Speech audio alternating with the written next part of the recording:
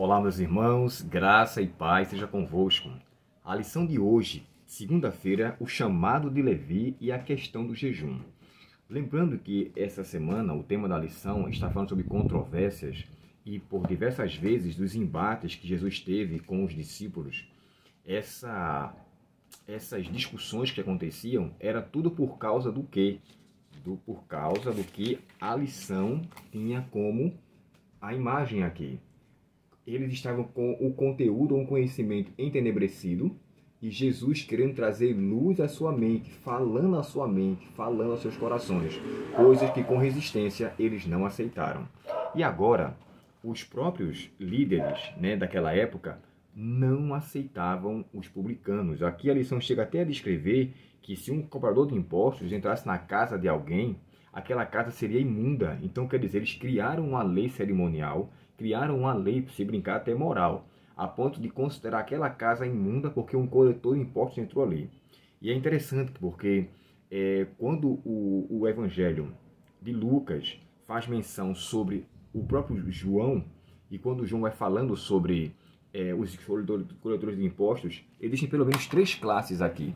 Deixa eu ler com vocês esse texto para mostrar a maneira como o próprio arauto de Cristo, o próprio Lucas, falou sobre essa situação. Olha só, capítulo 3 de Lucas e o verso 10 diz assim: As multidões perguntavam o que devemos fazer. João respondeu: Se tiverem 2 vestimentas, deem uma a quem não tem. Se tiverem comida, dividam com quem passa fome.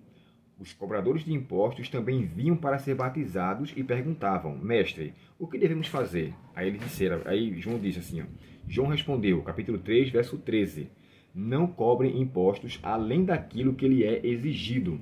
Você nota que os publicanos iam para ser batizados por João, capítulo 3, verso 10 ao 13. Tá bom? Para vocês darem uma olhadinha depois. Então, os coletores de impostos eram aceitos pelo primeiro arauto de Cristo, que era João Batista. João Batista trazia luz para eles, de maneira que Cristo não era preconceituoso. Mas os líderes judeus, eles não aceitavam pelo fato dos coletores de impostos trabalharem para os romanos. Eles prestavam serviço aos romanos. Eles cobravam impostos e alguns deles cobravam até mais. Nessa advertência de João, você nota ele dizendo assim: não cobram mais, não venham cobrar mais além daquilo que lhe é devido. Lembra de Zaqueu? Quando ele se encontra com Cristo, ele fala assim: Senhor, se por acaso eu tiver defraudado alguém, eu vou devolver 4 vezes mais. Ele tinha essa consciência, não estou dizendo que Zaqueu era um ladrão, mas ele fala que se houvesse nele alguma ilegalidade, ele estava declarando que ele iria de fato devolver, se isso tivesse acontecido. Ele estava disposto a fazer isso. Há um desenho animado, que agora me lembrei, que aparece Zaqueu indo na casa de cada pessoa, devolvendo ali, embora o texto não diga com clareza se ele realmente devolveu ou não. E também não fala se ele tinha roubado ou não, mas ele fala com o coração arrependido. Então, o próprio Zaqueu foi muito bem recebido, muito bem aceito por Jesus Cristo. E agora, quando Jesus chama ele, Levi, o primeiro nome dele, interessante que Levi quer dizer ligado, próximo, e Mateus, de um nome aramaico, que significa presente de Deus. Então, ele era ligado a Deus como que um presente de oferta. Até o seu nome tinha algo a ver como ligação, como que entrega. Levi, um nome judeu, de onde veio o filho de Lia, quando ela cria que Jacó ia ficar ligado a ela, e colocou o nome de Levi, porque como já era uma quantidade de filhos, já era o 3º filho que ela tinha até então, ela agora acreditava que ele seria aquele filho que ligaria Jacó a ela. Então ela colocou Levi pela questão do termo ligado, ligação. E aqui, Jesus convida ele para ser o seu discípulo. Ele deixa tudo e vai embora. E vai segui-lo. Vai estar com Cristo ali até então. Porém, irmãos, quando chega o momento dos embates, posteriormente, porque ele não era muito bem aceito, Jesus estava na casa dos coletores de impostos. E na casa de Levi e Mateus. Depois ele apresenta ele vê ele coletando e o chama. Depois ele se encontra na casa dele. E os discípulos, então, começaram a se ajuntar, se aglomerar, mas os líderes judeus viam aquilo como que uma pessoa que não tinha como ser um rabino ou um mestre por se juntar com pecadores. E Jesus fala, não são os sãos que precisam de médicos, mas sim os doentes. Quando Jesus usa essa frase, estava mostrando que eles eram pecadores. Eram pecadores que careciam de ajuda. E a obra de Cristo era essa, salvar os pecadores. Lembra de que ele fala isso no contexto de Zaqueu? Porque eu vim buscar e salvar o que se havia perdido. Eu vim para as ovelhas perdidas de Israel. Eu vim para recebê-los todos. Se você fosse atentar, o tempo não nos permite, porque não vamos demorar muito aqui, o contexto do capítulo 15 de Lucas, quando ele menciona aquelas 3 parábolas, a dracma perdida, a ovelha perdida e o filho pródigo, aquilo foi feito dentro de um contexto que Jesus estava mostrando para tirar a censura daqueles que eram vistos como marginalizados. Uma mulher era vista como marginalização, os pastores também não eram bem aceitos, e muito menos um filho bastardo, ou um filho que era rebelde. E nesse contexto, Jesus está na casa de um coletor de impostos, está em uma casa onde ele recebia coletores de impostos, pecadores, publicanos, que são os coletores de impostos, e estavam ali também os escribas e fariseus. E nesse contexto, Jesus começa agora a falar sobre as 3 parábolas para mostrar que os inaceitáveis para Cristo são aceitáveis.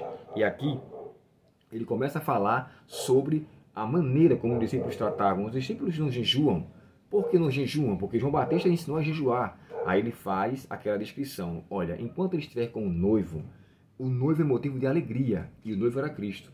Mas quando o noivo for tirado, isso quando ele for morto, então vocês poderão jejuar. Mas por enquanto não. Ninguém jejua numa festa de casamento.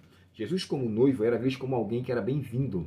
E naquele momento, o jejum era desnecessário, embora você encontre no capítulo 9 de Marcos e o verso 29, se eu não me falha de memória, Jesus pedindo para que os discípulos jejuassem e orassem para expulsar demônios, ou seja, o jejum no sentido de buscar um relacionamento. Por quê? Os líderes judeus, irmãos, jejuavam com o propósito de alcançar alguma coisa. E eu vou dizer para vocês, esse jejum não é válido. Eu estou precisando de um trabalho, vou jejuar. Eu estou querendo um casamento, vou jejuar. Eu estou precisando receber um aumento, vou jejuar. Irmãos, não se faz jejum para bênçãos materiais. O foco sempre são as bênçãos espirituais. Você jejuma para pedir forças para vencer a tentação. Você jejuma para não deixar ser caído constantemente naquele pecado acariciado. Você jejuma para ter um relacionamento mais íntimo com Deus. Essa foi a causa do jejum que Cristo ensinou. Quando ele foi para o deserto jejuar, ele não foi para pedir uma bênção para uma casa ou ele ter um conforto.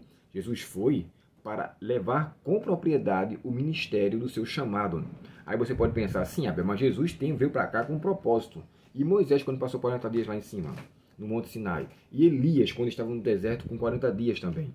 Eles tinham uma obra para realizar. Esse é o jejum que Deus pede de mim e de você. Então, assim, esse chamado de Levi, tanto quanto um jejum, foi visto como um embate para os líderes judeus, por Levi ser uma pessoa publicana, trabalhar com um ofício que não era bem aceito, e por também ter sido criticado por não fazer com que o jejum fosse manifesto como eles queriam.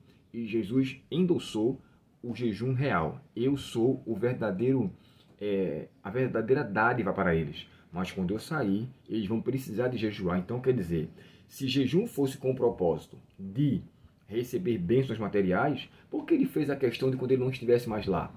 Quer dizer, agora, para o relacionamento ser mais íntimo, era necessário uma disposição maior. Era necessário com que eles vissem isso como algo de extrema necessidade.